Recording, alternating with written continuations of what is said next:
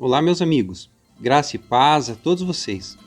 Estou passando para deixar mais uma mensagem que Deus tem colocado no meu coração, sobretudo para esses dias difíceis que a gente vem enfrentando.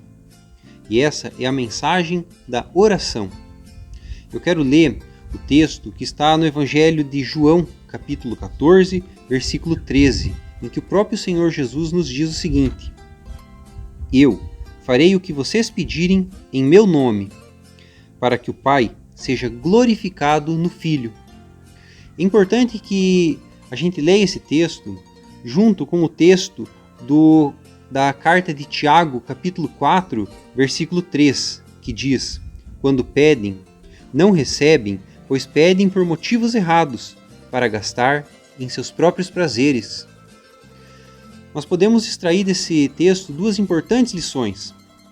A primeira, que quando nós formos pedir, nós temos que fazer conforme Jesus falou no versículo 13 do capítulo 14 do Evangelho de João.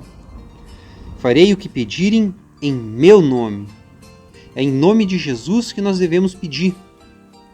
Durante a oração nós devemos clamar pelo nome de Jesus. É através do nome dele que Deus fará a obra. Além disso, a segunda importante lição é que nós não podemos pedir bens materiais e coisas para os nossos próprios deleites e achar que Deus vai fazer. Porque pedir em nome de Jesus significa pedir algo, como o próprio versículo 13 ele diz, que vai glorificar ao Pai no nome dele. Esse momento que a gente vem enfrentando é o momento mais propício para que a gente clame a Deus em oração, em nome de Jesus, para que Ele livre esse país, para que Ele amenize, para que Ele enfraqueça a força dessa tsunami que está começando a assolar o país inteiro. O próprio Senhor Jesus, Ele nos ensinou: onde houverem 2 ou mais reunidos em meu nome, ali eu também estarei. Ou seja, o nome ao qual nós devemos todo louvor, toda adoração, toda força e toda honra é o nome do Senhor Jesus.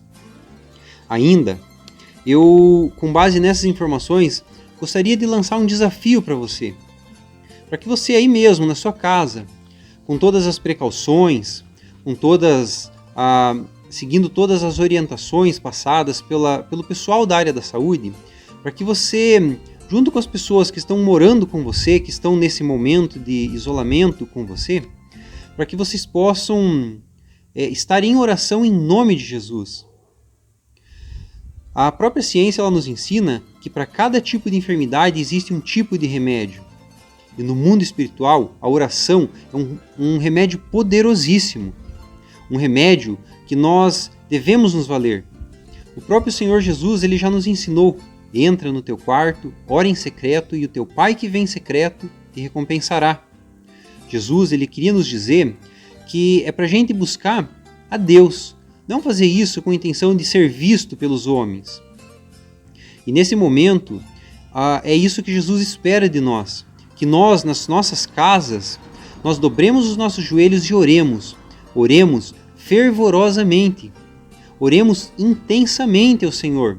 A Bíblia nos diz no livro de Tiago, capítulo 5, versículo 17, Elias era humano como nós. Ele era humano como eu e você. E ele orou fervorosamente para que não chovesse, e não choveu.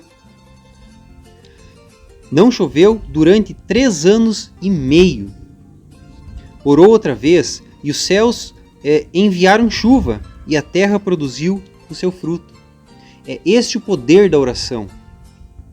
Para você ter uma ideia, no livro de Atos dos Apóstolos, capítulo 12, a Bíblia nos conta que o rei Herodes, ele mandou prender Tiago, irmão de João. E ele mandou matar Tiago ao fio da espada. Mais adiante, a Bíblia nos conta que Herodes, vendo essa ocasião, vendo que o povo se agradou daquele ato cruel, ele mandou prender outros discípulos de Jesus. Então Pedro foi preso. Só que existe uma diferença entre a situação de Pedro e a situação de Tiago, porque Tiago foi morto, mas Pedro não. E a Bíblia, no versículo 5 do capítulo 12 do livro de Atos dos Apóstolos, ela nos conta por que Pedro recebeu o livramento. Pedro, então, ficou detido na prisão, mas a igreja orava intensamente a Deus por ele. É isso que a igreja fazia. Ela orava intensamente. E orava a quem? A Deus. Eles pediam em nome de Jesus. A Bíblia diz aqui, orava intensamente ao próprio Senhor Deus. E foi assim que no versículo 6 nos conta que na noite anterior ao dia em que Herodes iria submetê-lo ao julgamento, Pedro estava dormindo entre 2 soldados presos com 2 algemas, e sentinelas montavam guarda entre o cárcere. Repentinamente apareceu um anjo do Senhor, e uma luz brilhou na cela. Ele tocou no lado de Pedro e o acordou.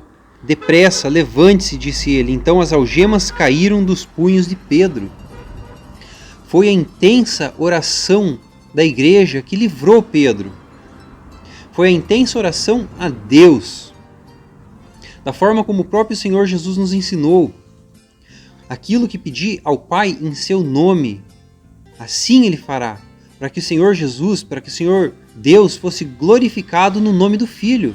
E até hoje Deus Pai é glorificado em nome de Jesus por ter livrado a Pedro da prisão. É essa oração intensa a Deus que nós precisamos nesse momento. Nosso país, ele é formado por uma nação basicamente, em sua grande maioria, cristã. E todos nós temos o hábito da oração. Uma oração rapidinha, rápida, antes de cada refeição. Uma oração antes de uma viagem, uma oração antes de dormir. Mas nesse momento, o remédio que essa situação que nós estamos passando, o remédio que essa situação precisa, é de uma oração intensa, uma oração fervorosa em nome de Jesus.